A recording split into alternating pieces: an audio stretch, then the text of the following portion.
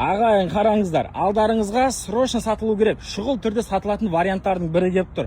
Hyundai Grand Rover автокөлігі 2020 жылғы 2.5 литрлі, осыдан бір апта алдын түсірген болатынбыз. Бұл көлікті аукционға қатыстық, ұттық, апатасын бәрін төледік.